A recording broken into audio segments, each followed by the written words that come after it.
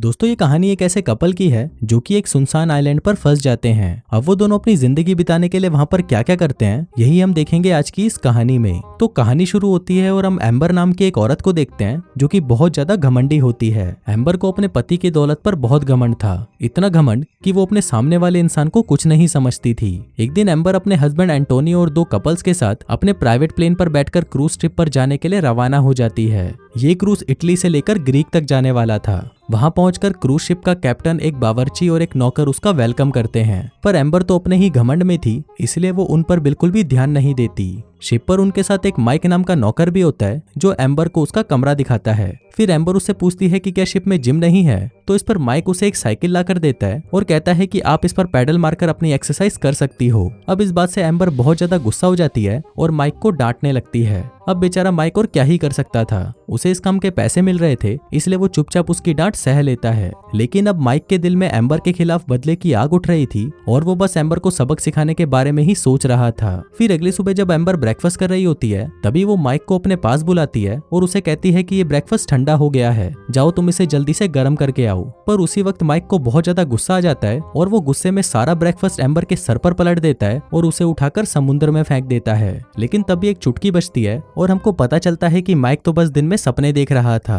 फिर वो ब्रेकफास्ट को उठाकर उसे गर्म करने के लिए अंदर ले जाता है। अंदर किचन में जाकर वो अपने दोस्तों को बताता है कि एम्बर बहुत ज्यादा घमंडी है और वो बार बार मेरे पर हुक्म चला रही है। इस पर उसका दोस्त उसे कहता है कि तुम ये गर्म ब्रेकफास्ट अपने साथ ले जाओ, इसमें हम सभी ने अपने प्यार की निशानी मिला दी है और उसे ये खाकर बहुत अच्छा लगेगा। फिर शिप का कैप्टन खुद उस ब्रेकफास्ट को लेकर अंबर के पास जाता है जिसको खाकर अंबर शांत हो जाती है। फिर एक रात जब माइक मछली पकड़कर किचन की तरफ जा रहा था तभी वहां पर अंबर आ जाती है और उस पर डोरे डालने की कोशिश करती है, पर माइक एकदम सख्त लौंडा होता है इसलिए वो अंबर को इग्नोर करके वहां से चला जाता है। फिर अगली सुबह पता नहीं अंबर को अचानक क्या होता है और उसे फिशिंग करने का मन करने लगता है। अंबर माइक से कहती है कि मेरे लिए एक छोटी बोट का इंतजाम करो, पर इस पर माइक उसे समझाने की कोशिश करता है कि मौसम का कोई भरोसा नहीं है और कभी भी यहाँ पर तूफान आ सकता है। पर अंबर उसकी कोई बात नहीं मानती और वो ठान लेती है कि वो आज फिशिंग करके ही रहेगी। अब माइक भी बेबस होकर उसकी बात मान लेता है और वो उसे अपने साथ एक बोट में बिठाकर फिशिंग करने के लिए समुद्र में ले जाता है। लेकिन थोड़ी ही दूर जाने के बाद उनकी बोट अचानक बंद हो जाती है। फिर जब माइक बोट को चेक करता है तो उसे पता चलता है कि बोट में फ्यूल खत्म हो चुका है। अब अंबर इस बात के लिए उस पर चिल्लाने लगती है, लेकिन अब माइक को भी गुस्सा आ गया था और वो अंबर को कहता है कि इसमें मेरी क्या गलती, मैंने तो तुम्हें पहले ही मना किया था। अब उन दोनों के पास और कोई ऑप्शन नहीं था इसलिए वो दोनों बोट पर बैठकर क्रूज शिप के आने का वेट करने लगते हैं। अब उन दोनों को वेट करते हुए 2 दिन बीत जाते हैं पर वहां पर कोई नहीं आता।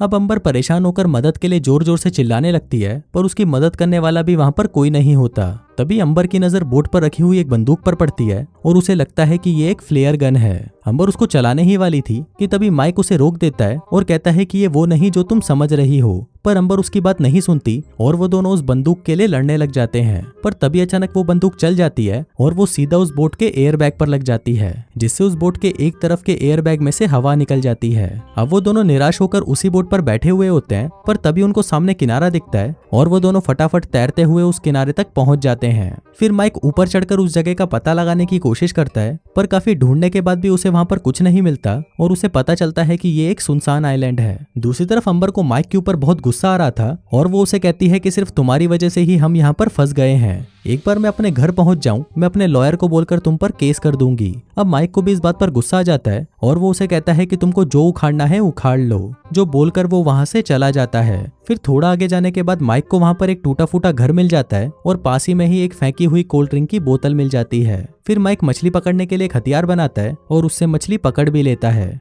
जिसके बाद वो उसे आग में भूनता है और छांव में बैठकर आराम से खाने लगता है। दूसरी तरफ अंबर उसे देखकर जलने लगती है। फिर वो भी उस आइलैंड पर खाना ढूंढने की कोशिश करती है पर उसे वहां पर कुछ नहीं मिलता। इसके बाद वो माइक के पास जाकर उससे कुछ मछलियां मांगती है पर माइक उसे कुछ नहीं देता। अंबर उसे कहती है कि तुम मेरे लिए मछलियां पकड़ लाओ, जिसके बदले मैं तुम्हें जितने भी पैसे चाहिए उतने पैसे दे दूंगी।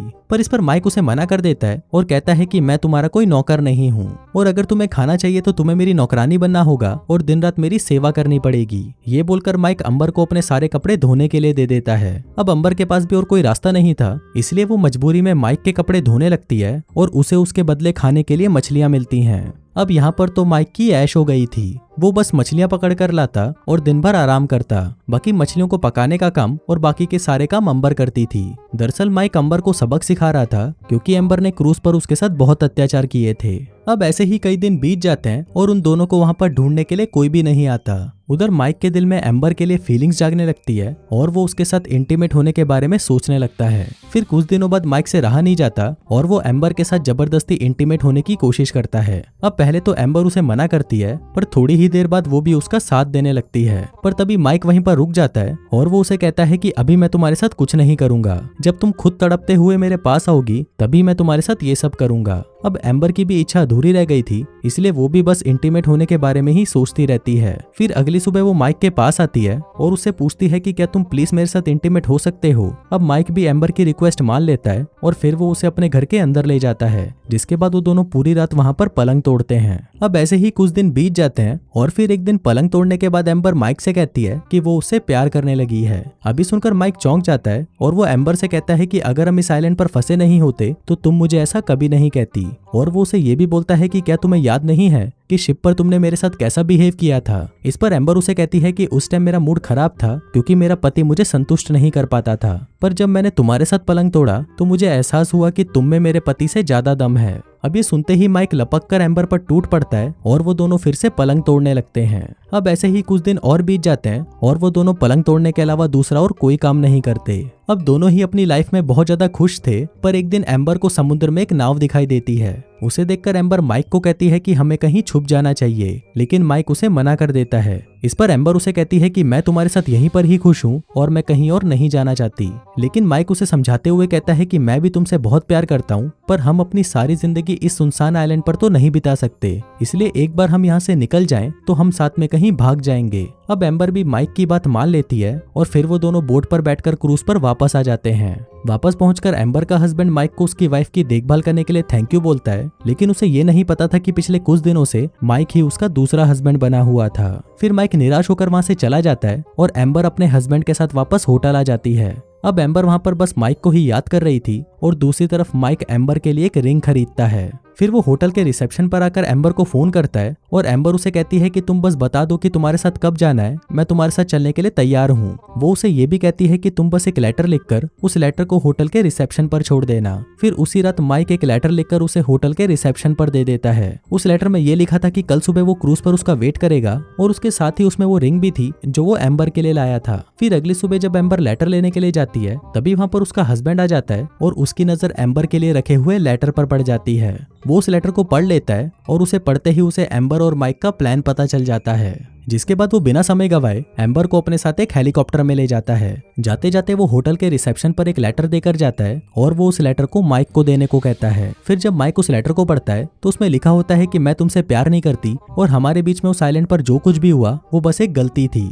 दरअसल ये लेटर एम्बर की तरफ से उसके हस्बैंड ने लिखा था ताकि माइक इसे पढ़कर एम्बर को भूल जाए। अब ये पढ़ते ही माइक भागते हुए एम्बर के पास जाता है और देखता है कि वो हेलीकॉप्टर से जा रही है। तभी माइक अपनी उस रिंग को एम्बर की तरफ फेंकता है, पर वो रिंग सीधा जाकर समुद्र में गिर जाती है। अब माइक को लग रहा था कि एम्बर ने उसे धोखा दिया है और उधर एम्बर को लग रहा था कि माइक ने उसे धोखा दिया है और उसने उसके लिए कोई लेटर नहीं छोड़ा। और इसी सैड एंडिंग के साथ ये कहानी यहीं खत्म हो जाती है।